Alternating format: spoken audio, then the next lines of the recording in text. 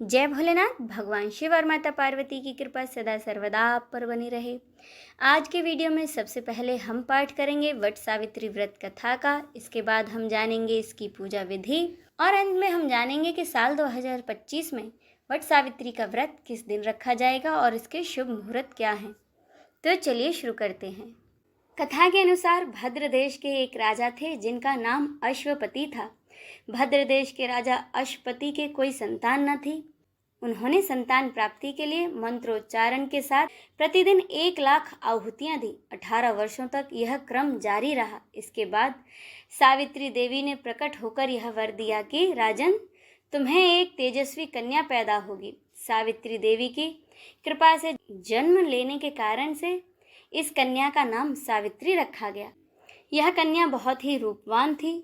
जब राजा की बेटी विवाह योग्य हुई तो उसके योग्य वर न मिलने से सावित्री के पिता बहुत ही दुखी थे।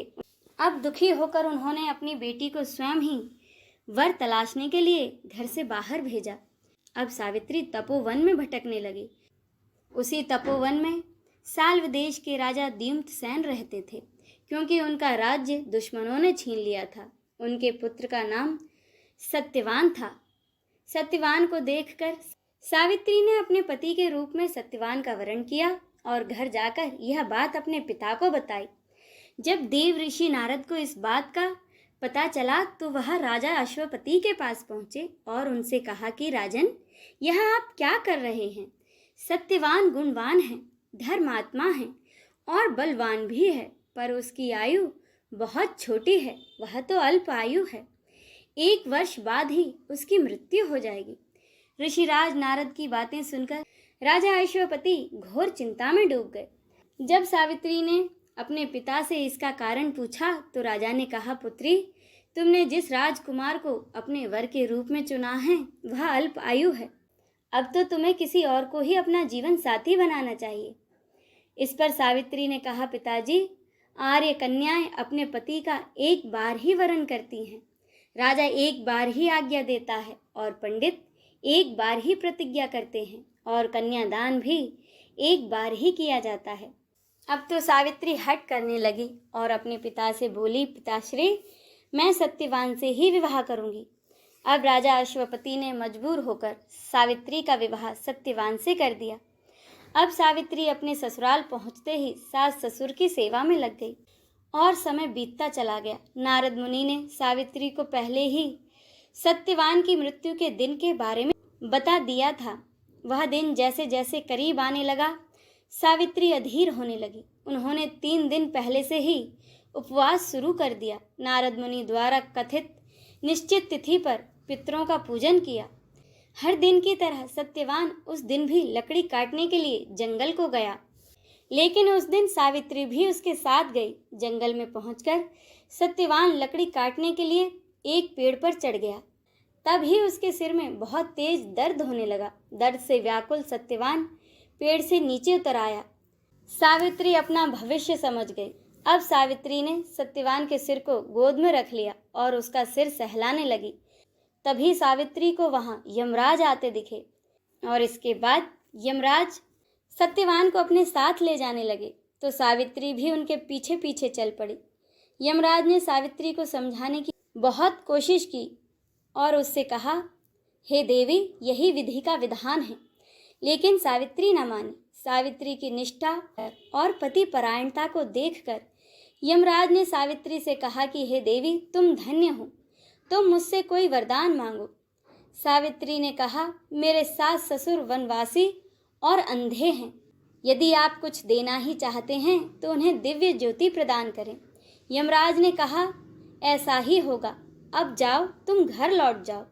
लेकिन अब भी सावित्री ना मानी और अपने पति के पीछे पीछे ही चलती रही।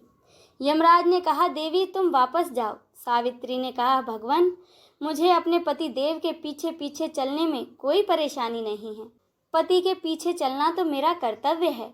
यह सुनकर यमराज ने फिर से उसे एक और वर मांगने के लिए कहा। इस बार सावित्री बोली, मेरे सास ससुर का राज्य छिन गया है। मैं चाहती हूँ उन्हें उनका राज वापस मिल जाए।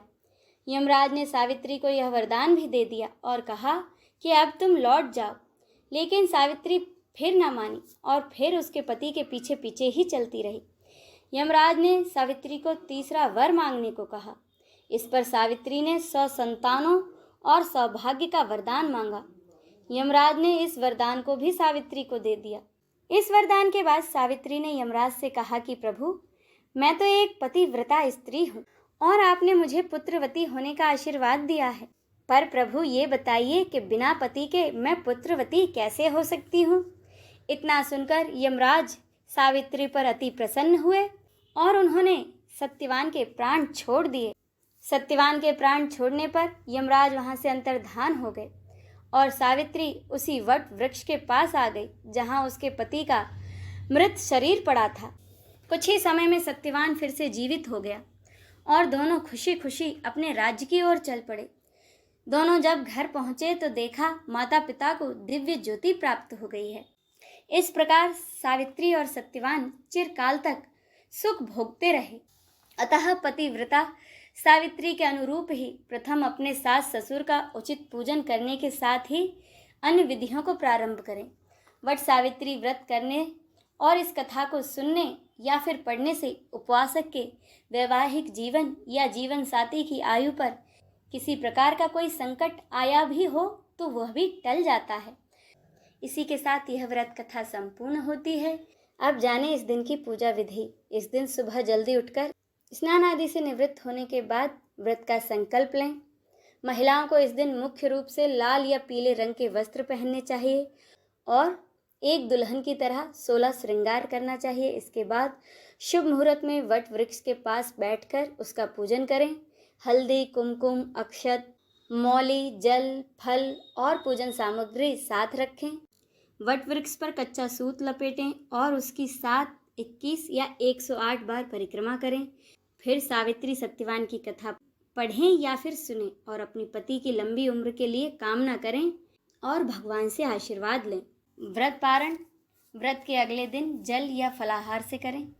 वट सावित्री का व्रत हर साल ज्येष्ठ मास की अमावस्या तिथि के दिन रखा जाता है। ज्येष्ठ मास की अमावस्या तिथि की शुरुआत होगी 26 मई को दोपहर 12:11 से और इसका समापन होगा 27 मई की सुबह 8:31 पर। शास्त्रीय विधान के अनुसार वट सावित्री का व्रत तब किया जाना उचित है जब अमावस्या तिथि दोपहर के समय रहे। ऐसे में वट सावित्री का व्रत 26 मई को रखा जाएगा। 26 मई को वट सावित्री की पूजा के लिए 2 शुभ मुहूर्त हैं। वट सावित्री व्रत शुभ चौघड़िया का समय सुबह 8:52 से 10:25 तक है। अभिजीत मुहूर्त सुबह 11:51 से 12:46 तक है। इसके बाद पूजा के लिए दोपहर में 3:45 से 5:28 तक एक मुहूर्त है। इन 3 शुभ मुहूर्त में पूजा करना अत्यंत ही विशेष फलदायी साबित होगा। तो ये तो थी वट सावित्री व्रत से जुड़ी कुछ खास जानकारी। उम्मीद है आपको वीडियो अच्छा लगा होगा। अगर आपको ये वीडियो अच्छा लगा है तो वीडियो को लाइक शेयर जरूर कीजिएगा। जय भोलेनाथ।